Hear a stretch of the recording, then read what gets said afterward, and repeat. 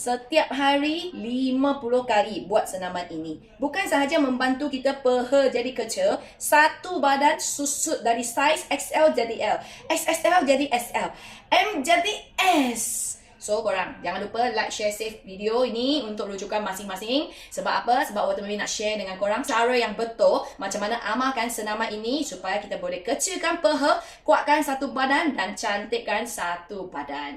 Okey, pertama sekali perut kena kemut. So bila kita amal kemut perut ini, perut cepat kempis, bakar kalori pun banyak. Yang tak tahu macam mana nak kemut, pergi cari I punya video dekat profile yang I dah pin dekat atas. Okey, bila kita dah amalkan kemut perut, kaki kita buka besar daripada bahu, tapak kita jangan macam gini keluar 45 darjah. Okey, berdiri atas yoga mat ataupun pakai kasut. Even di rumah pun macam gini.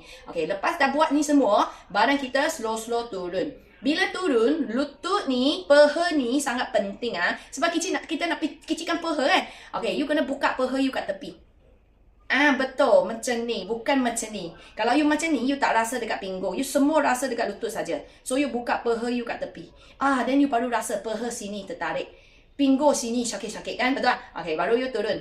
So buat ikut kemampuan badan. Kalau you tak boleh turun banyak, korang turun sikit dulu. Then angkat balik slow-slow. Tarik nafas, hembus. Jangan stress lutut you macam ni, angkat kuat-kuat dekat lutut, kita tak nak. Kita buat slow-slow, turun, angkat balik slow-slow. So bila you buat senaman ini, hanya dekat kaki saja, you pun akan rasa dekat you punya peha, pinggul, lutut, kaki semua. Tempat yang you rasa itu sakit punya tempat akan jadi cantik kemudian. Okey, kalau sudah boleh turun, turun lebih sikit. Dan angkat balik. Turun, angkat. Bila buat, ingat kena sentiasa kemut perut. Okey, kita tengok kat tepi Yang penting peha you kat tepi. Nampak? Tak mahu macam ni. Kita buka kat tepi. Then you turun. Wah, baru you rasa. Okey, kaki sudah semakin boleh concentrate buat dengan betul sudah. And then you try angkat you punya tangan, tarik ke atas. You turun, you angkat balik. Turun, angkat balik. You buat 50 kali. Seperti you pergi berlari dekat padang 3 round.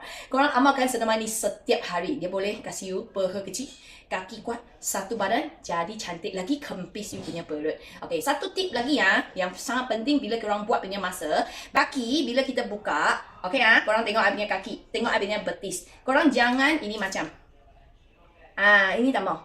Tak mau, ini juga terlalu besar. Macam ni. Nampak? Macam ni, tak mau. So, korang kena tengok depan cermin. You punya kaki tak boleh terlalu besar, tak boleh terlalu kecil. Macam ni, ngam-ngam. Then you turun. Balik. Turun. And then balik. So, ini cara yang betul.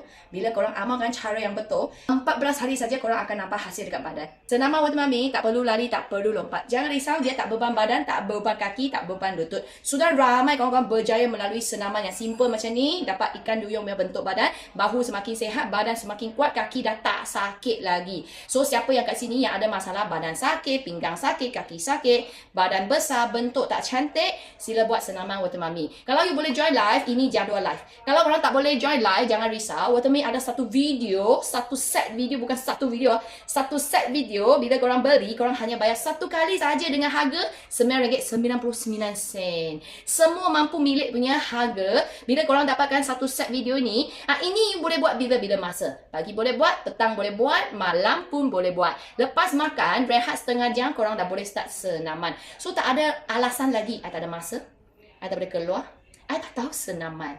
So korang yang berminat beli video, cari admin nombor ini sekarang. Sebab apa kita nak senaman? Sebab kita nak masa depan awet muda. Tak nak badan kita beban. Kita tak nak badan sakit pun. Tak nak kita punya badan besar. Kita nak sayang diri sendiri, nak juga sayang family kita. Sebab kalau korang tak sayang, nanti menyusahkan orang pula.